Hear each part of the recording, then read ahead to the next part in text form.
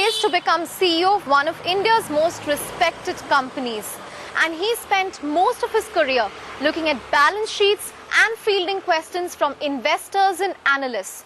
But all that changed when he decided to join the Aam Aadmi Party in January this year. Today we are tracking the campaign trail of Balakrishnan, the AAP candidate from the Bangalore Central constituency. He decided to opt out of the CEO race at Infosys, but can he win the race that he's entered in politics? We'll find out. We are right now outside his house in Bangalore Central and we'll be tracking his campaign closely for the next few hours. Let's go.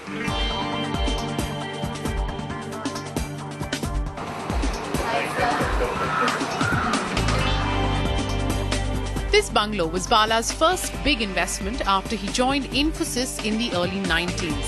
A home he shares with his wife and 2 teenage daughters, and a home which is unusually quiet without the hangers-on for an aspiring politician. But how has life changed for the former CFO of Infosys? Tell us, what time your day starts now compared to before, and what have you planned for the day today? No, it starts somewhere at 7:38 in the morning, and I reach back maybe at around 11. It's a very hectic day. I mean, I am used to that. Even in Infosys, I used to leave early and come late. It's not that much different, but it's quite hectic in the sense you go walk a lot of places, meet people, so it's slightly tiring. What was the reaction initially from your family? Were they a little apprehensive that you're entering politics? It's not a very nice place to be. Of course, all middle class family, when you say you want to enter politics, there are a lot of apprehension, and politics is not even a last option for middle class family. So like every middle class family here too, my family had a lot of apprehension. But finally I said, look, sitting outside the system and criticizing is easy. Unless some of us should get into the system, try to bring the change, nothing will change. And that's how I convinced them. Of course, on the sides, I also told them whatever happens, at least I will lose some 10 kg of weight. So that was added cream. So they agreed. Okay. And has Mr. Murthy reached out to you, or have you reached out to him after you joined politics? What does he have to say? No, I spoke to him after that, not about politics. Generally, I spoke to him about something else. So I have not spoken to him about I am joining the party or getting into politics. Also, you're from Tamil Nadu. How tough is it to campaign in Bangalore Central? Have you been spending time polishing your Kannada skills for this? No, I am what I am. I can't change myself. I do know Kannada. I speak to people in Kannada. In fact, yesterday roadshow, in some of the places we had a stopover.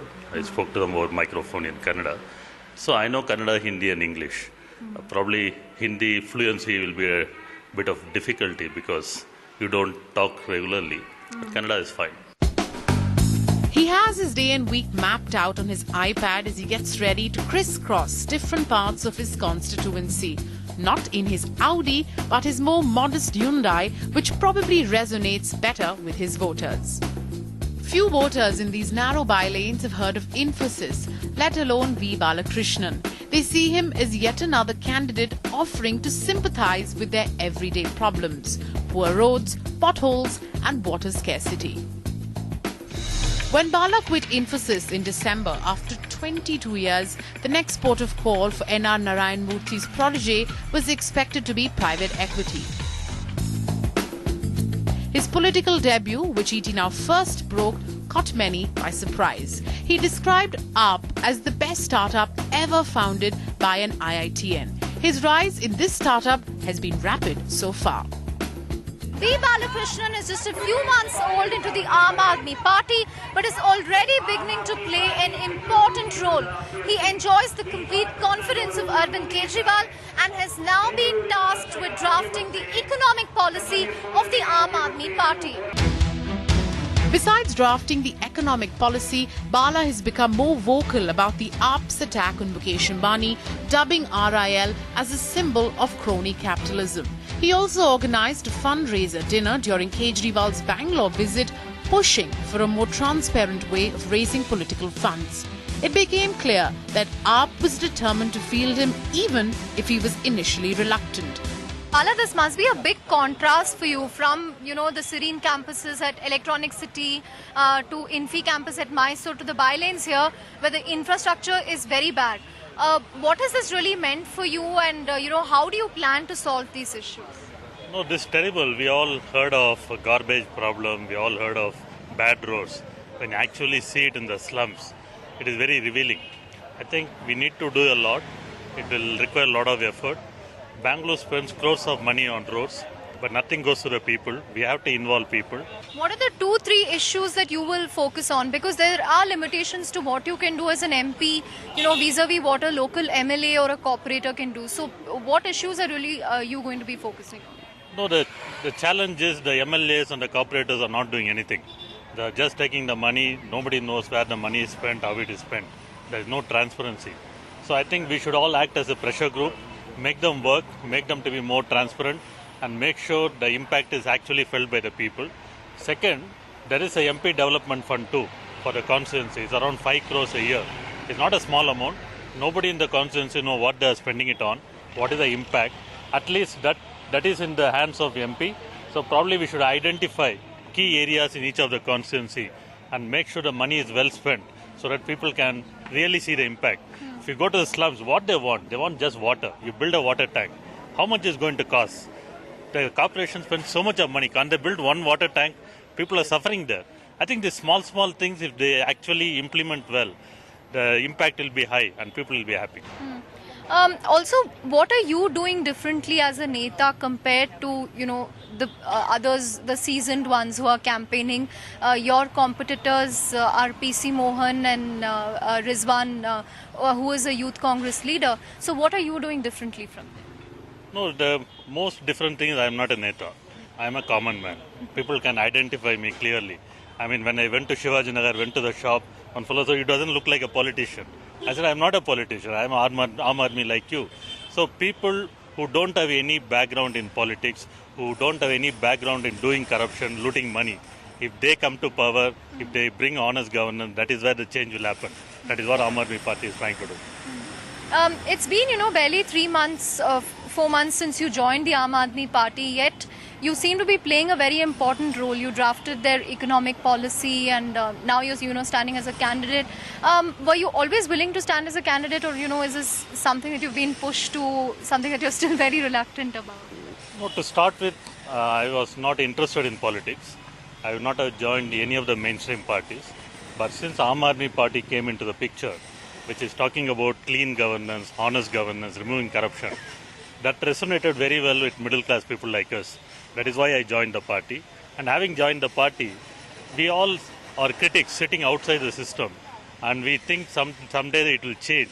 But unless honest people, good people get into the system, it is not going to change. Nandan describes Aam Aadmi Party as a party that has agitational DNA. How would you respond to that? No, I think the intentions are very important. The means is not the issue. The problem is all the mainstream political parties are corrupt. Right? They have a lot of things to defend. They have too much of legacy system. Aam Aadmi Party does not have any legacy to defend. We don't need to defend 2G scam. We don't need to defend coal scam. We are honest people coming from middle class, want to see a big change in this country. I think we may be agitational because the system is too deep-rooted. If the legacies are too much, unless you use unconventional ways, it won't change. That is what we are trying to do. I think system will change, things will change. People have woken up. They voted for Aam Aadmi Party in Delhi. I think even in Bangalore, they will vote for us. I am sure that Aam Aadmi Party will win all the 3 seats in Bangalore. Sure. Sir, last 2 questions really. I want you to wear your capitalist hat, and not the Aam Aadmi Party hat for this question.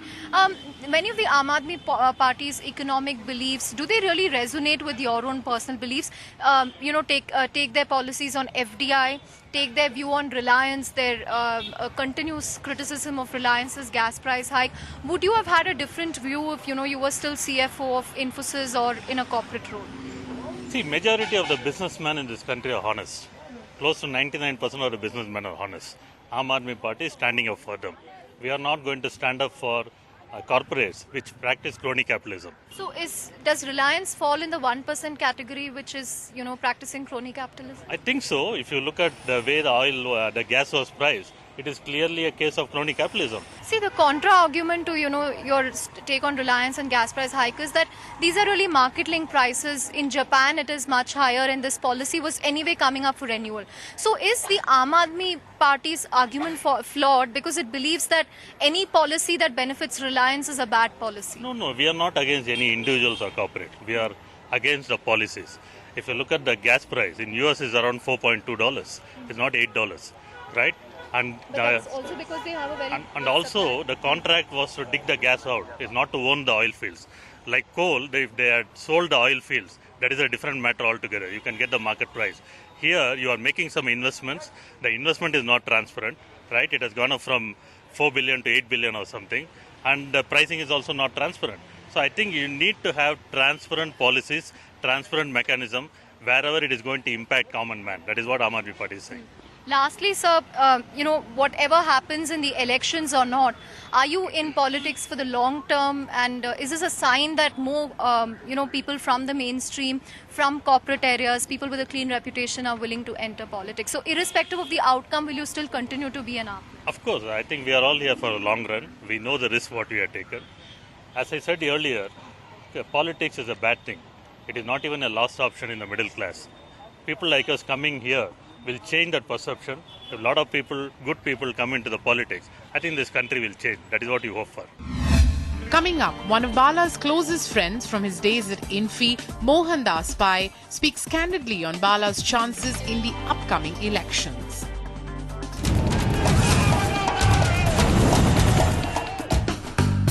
Being a late entrant into the electoral fray, Bala doesn't have the time he would have liked to cover the cross-sections of his constituency. He also doesn't have the backbone of workers that a Congress or a BJP has. He uses a combination of padyatras, bus trips and jeep rallies to cover as much ground as he can. While Bangalore South could have proved to be a safer debut for V. Balakrishnan because it has a significant IT population, he wasn't keen to take on Nandan Nilekani head-on in that constituency. But Bangalore Central could prove to be an uphill task because the demographics of the region seem to favour the BJP candidate from this area. Here's why. Bangalore Central, a constituency carved just 6 years back, has significant minority pockets comprising of Christians and Muslims, a reason why the Congress has fielded a minority candidate, Rizwan Arshad. The area also has a large number of non-Kannadikas, particularly a Telugu population, a section that the sitting MP and BJP candidate PC Mohan has already tapped into. Mohan is also seen as a non-controversial MP who would benefit from the Modi wave this time. Now, Mr. Bala's entry into the contest is a very interesting development. Ideally, the AAP would have liked to field Mr. Bala from Bangalore South. But then when you have Mr. Nandan Nilekani there who represents, who is appealing to more or less the same type of electorate, it was difficult to field Mr. Bala from there. And Mr. Bala had said that he supports Nandan in Bangalore South. So there was no question of fielding him there. So I think the AAP's calculation was the next best seat for him is Bangalore Central. The question, however, the challenge, however, is two or three. One, will the AAP be able to carve out a political space in this constituency which has largely been shared by the Congress and the BJP? Is there enough space to carve out for them? Secondly, has the candidate been visible enough in the constituency for a sufficient period of time? Let's remember that when the AAP did well in Delhi, they were part of the campaign for nearly a year before the elections. So that advantage is not there in Bangalore Central. So do they have enough time to gain that visibility among voters in the constituency and a visibility to the level which will make voters feel, yes, we should vote for this party? In Bangalore Central, as of now, it doesn't seem clear that they have the capacity to actually win the seat in terms of vote share. Anything could change during the campaign. They would more split what I would call the non-BJP vote. In Bangalore Central, the likelihood is that they would split the non-BJP vote. And in that sense, they could impact on the chances of the Congress candidate, the presence of an AAP candidate. Bala's friends in the corporate sector, however, are more charitable when they assess his chances in this election. We are with Mr. Mohandas Pai, who's joined us in this leg of the campaign trail with Balakrishnan. Now, he's not part of any political party, but he's here to really support his former colleague at Infosys, someone who he has mentored to take on the role of CFO. Mr. Pai, thank you so much for talking to us. Is it surprising for you to see Bala, walking through the bylanes of lesser-known parts of Bangalore, canvassing for votes? Yeah, very surprising because Bala has been a corporate person, suddenly decided to give it up and join politics with AAP. I think it's a fantastic thing to do for Bala because Bala obviously has a need to do public service, and I'm very, very happy that he's taken the step because India needs people like a Bala, like a Nilekani, like a Nandan to get into parliament. I hope he does very well in the elections. Right. Sir, but is it going to be very tough because, people are going to look at the bigger national picture by casting their vote. So what sort of a chance does an AAP have in Bangalore? I think AAP has a very good chance in Bangalore because there's a great degree of urban anger in Bangalore like Delhi. If you go around the streets of Bangalore, you'll find broken streets, broken footpaths. In the last 10-12 years, not much improvement has taken place. And even now, government seems to think that Bangalore's revenues are to be used for other areas, not Bangalore. So there's a lot of anger amongst Bangaloreans. And if new parties like AAP were to tap into that anger and make people understand that they need a change, they could be quite successful. As a former boss, if you will have to, really give some advice for Bala in his political innings, what would it be? What issues should he be focusing on? I think Bala should retain all the qualities that made him what he was. That he's a man of principles, he's a man of great integrity, he's a man of clear thought, he's a very, very highly rated intellectual. He can conceptualize great ideas, write economic policies, and he has to keep all these good things about him and not compromise, not talk about reservations like Nandan did, which is disappointing. But he must maintain whatever made him what he is. Finally, sir, are you in agreement with some of AAP's policies with respect to FDI or, even Reliance? Do you think Bala's having to sort of take a back seat as far as his, beliefs are concerned? Because AAP's beliefs clearly seem to be very different. I saw the new economic policy that AAP has released and I'm very happy with the policy personally. I think it's middle of the road. They are socially liberal and economically conservative, which is essential. Yes, there are a lot of people in the AAP party who are slightly extremist in economic views. And that's why it requires a person like Bala to bring some balance into the discourse so that they understand that without growth, you can't have equity. Growth is required for equity. And growth and equity have to go hand in hand. It cannot be one against the cost of the other. And volunteers of the Aam Aadmi Party see him as someone who can leverage this financial and technology background to bring change and development in the constituency. Every year when I pay taxes, the only thing I think of is where is my tax money going? What is happening with the money and is it being used properly?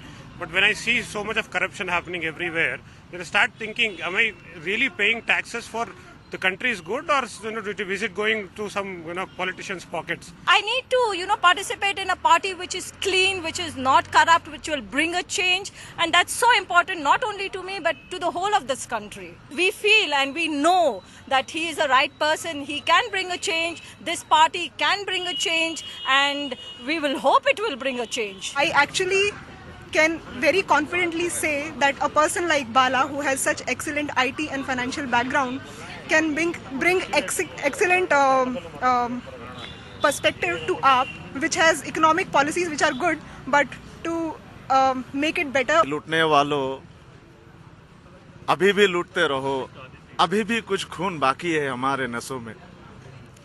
जब लूटना खत्म हो जाएगा तब हम लोग मर जाएंगे, तब तुम लोगों को वोट भी नहीं मिलेगा और तुम लोग लूट भी नहीं पाओगे। ये जरूरी नहीं है कि हम लोग सत्ता में अभी आ जाएंगे, ये जरूरी नहीं है। अगर किसी को शौक है कि मिनिस्टर बनूंगा, ठीक है, आप बन जाइए, लेकिन मेरा हक मुझे दीजिए। Yes, in the rural area, people may not know the individual as Balakrishnan per se. Yes, he has a fair chance of being from the IT and the corporate sector. But any which ways, what we planned is more of the rural, and that's a part of the strategy and the part of the campaign trail. So people are familiar with Aam Aadmi Party. People are familiar with Arvind Kejriwal, and now people are familiar with the candidates, via social media, via pamphlets. So we've been doing that all along, and it's been really going well. So I don't think so that when we go to the rural, people are really going to question who is Balakrishnan. We've been speaking to voters in different parts of the Bangalore Central constituency, and there's a clear dichotomy in the way AAP and Bala are perceived in different parts of the constituency. While the urban voters are more familiar with AAP and Bala, the semi-urban voters don't even know who the AAP candidate is. The lack of familiarity is perhaps going to be V. Balakrishnan's biggest challenge in his candidature. Aam Aadmi Party is a new contestant. Bala, I heard. I know from the media. He's quite famous personality in Infy. I don't know much about him. Most of the crowd who belongs to the IT circle and who works in Infosys and Electronic City are placed out of Bangalore South and BTM, JP Nagar and surrounding areas. Probably that may, works out advantage for Nandan Nilikili rather than Bala. He might have very good chance, but trust me, he will give a very tough competition to all the respective parties, whether Congress or BJP.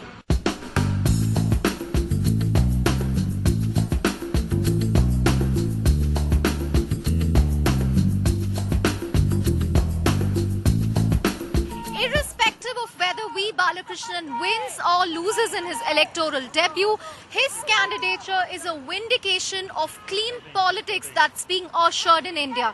That you don't need muscle power or money power to stand in an election. Chandra R. Shrikant, ET Now, Bangalore.